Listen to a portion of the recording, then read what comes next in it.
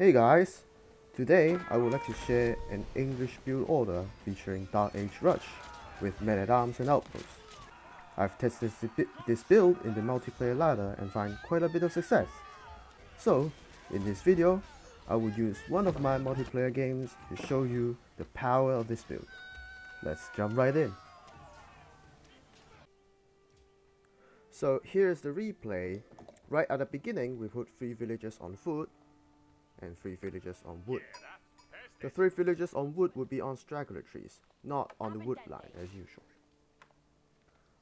Our next 5 villagers would be on foot, and the scout would be doing the scouting as usual. Now here's the tricky part.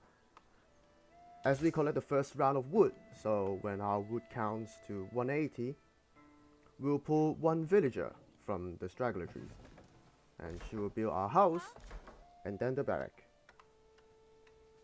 When the wood villagers collect 20 more, so when they drop off the second round of wood, they will be retasked to collect the food right now.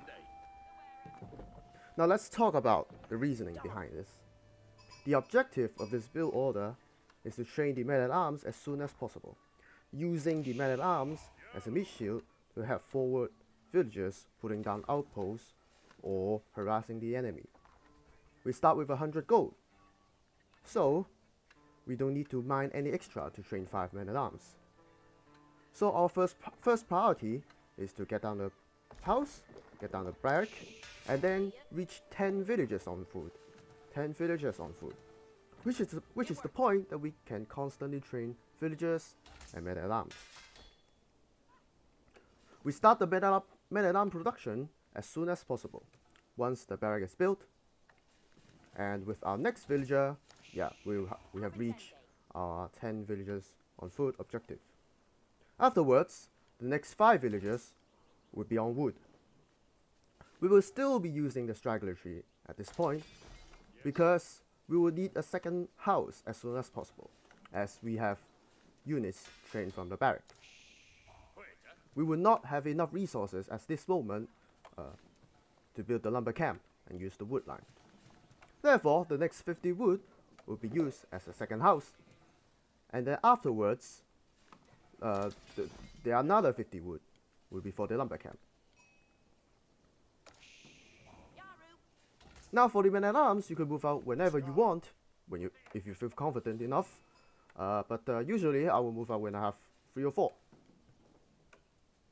And during this moment, we are constantly training villagers and men-at-arms, and our scout is still doing the scouting. Here is our second house, and our next 50 wood would be on the lumber camp. I think I'll be moving out in anytime soon, as my 4th men-at-arms coming out. Yeah. Oh, you should go forward with your scout when you move your men-at-arms forward, because it will help you gather more information. Now, here's another tricky part. I have simultaneously putting down a lumber camp, because I have 50 wood, and pull all the villagers from straggler trees to the wood line. And at the same time, my 5th men-at-arms has come out, so I have pulled 5 villagers from sheep to go forward. These 5 villagers would be my archers or builders, as I saw fit. And for the town center, I should train 3 more villagers onto food, and I should have 6 villagers on wood at this moment, but I missed macro a bit. So what we should be heading is 8 villagers on food and 6 villagers on wood.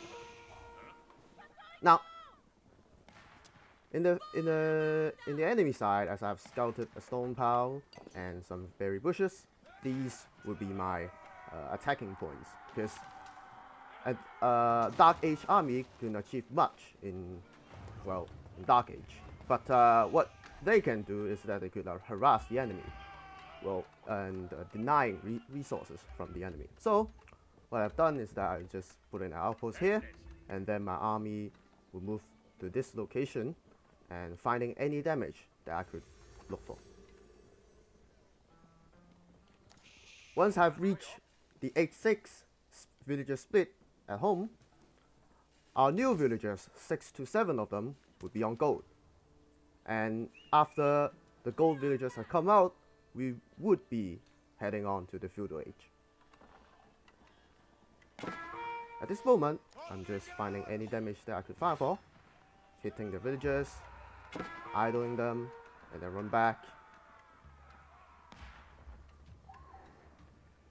Well, admittedly, I should have used the English villager bonus more by standing here and shoot the enemy villagers. Not just running back then and then building an outpost. That's too passive. But anyway, that's really not a problem.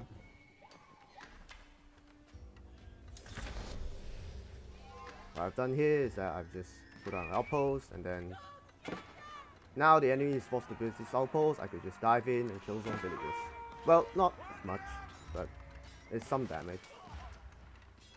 I would say that this army has achieved enough because I have forced an outpost down here, an outpost down here, and most importantly, I have forced the Barbican of the Sun, the Chinese landmark, to be built in the back of his base, not in the front of his base, where I could start attacking in the future. And you will see in the future that the gold pile is here in the front of his base, so he couldn't use the landmark to protect his gold.